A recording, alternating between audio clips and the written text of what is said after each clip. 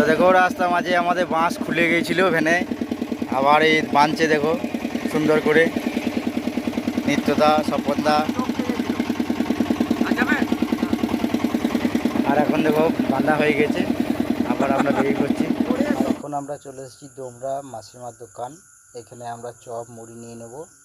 তো এখন আমাদের টিফিন খাবার নেওয়া হয়ে গেছে, এবার যেখানে কাজ হবে সেখানে চলে যাব। হ্যান্ডেলটা কই?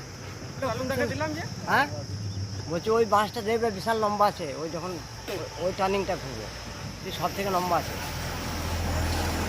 তো বন্ধুরা দেখো সকালে এসে আমরা কাজ শুরু করে দিয়েছিলাম, আর এখন টিফিন করার সময় হয়ে গেছে। আর দেখো শুধু সিলিং পার বেঁধে আড়াগুলো বাঁধা হয়েছে। তারা ওরা চাল কাট করে মিলানে করে বসে পানি চলে কালকে বুক করে বাঁধবো, স্টেজ করবো, ঘেরাঘেরি যা আছে করবো। আর আমি আমার বাঁশগুলো গুনে দেখেলি বাস যদি বাঁশ শর্ট পড়ে তাহলে আনতে হবে। তো বন্ধুরা কালকে এক সাইড চাল কাঠ মিলিয়ে চলে গেছিলাম, আর আজকে দেখো প্যান্ডেলটা পুরো বাঁধা হয়ে গেছে। তো গাইস দেখতে পাচ্ছ আগের দিন আমরা বাঁশ বেঁধেছিলাম, আর আজকে সকাল থেকে এসে এই দেখো তিরপল ছয়েছি। বেশি কিছু হয়নি, তিরপল ছড়ানো এই এক সাইড হয়েছে, আর এখন এইখানটা বাকি আছে দেখো। আর দেখি এই টিফিন করা হলো আমাদের, এই টিফিন করে তারপর আবার এই দিকটি ছাড়ানি করবো। তো গাইস আজকে দেখো আমরা প্যান্ডেলটা প্রায় কমপ্লিট করে ফেলেছি, আর কিছু কাজ বাকি আছে। তো চলো তোমাদেরকে প্যান্ডেলটা দেখাই।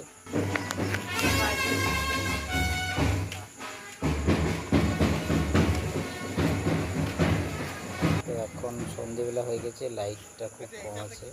তো দেখো এইদিকে স্টল হবে, আর এইদিকে কিছু কাজ চলছে। এখন শুধু এখানটায় বাকি আছে, এই স্টলগুলো লাগিয়ে দিলে এখানে কাজ কমপ্লিট হয়ে যাবে।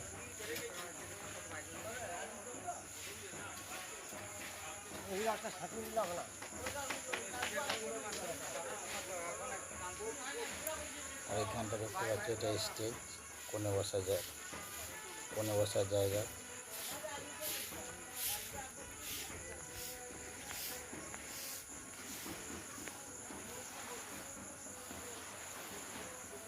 আর এখানটা একটু কাজ বাকি আছে, এখানটা একটা কাপড় মারতে হবে ওপরটা, যাতে বাঁশগুলো না দেখতে পাওয়া যায়।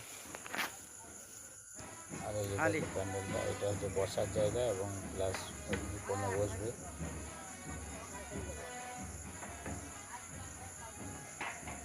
আর এই যে দেখতে পাচ্ছ খাবার জায়গার ভেতরে